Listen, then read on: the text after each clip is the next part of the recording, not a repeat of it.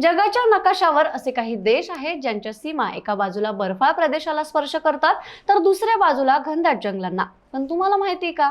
चला तर मग भूगोल आणि आंतरराष्ट्रीय संबंधांच्या या रंजक सफारीवर जाऊया।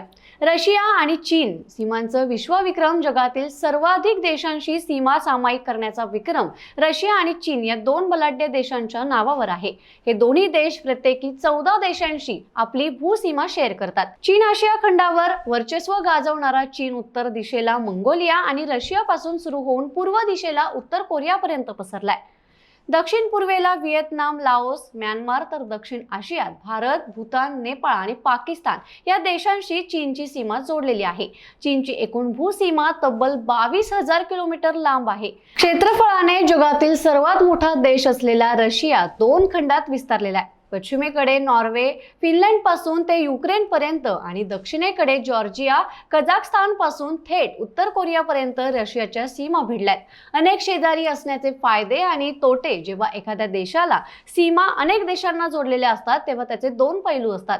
जितके जास्त शेजारी तितके व्यापारासाठी मोठी बाजारपेठ उपलब्ध होते। रस्ते आणि रेल्वे मार्ग विकसित करून आर्थिक संबंध मजबूत करणं सोपं जातं। ही माहिती जर तुम्हाला आवडली असेल तर कमेंटमध्ये नक्की सांगा आणि व्हिडिओ शेअर करायला विसरू नका।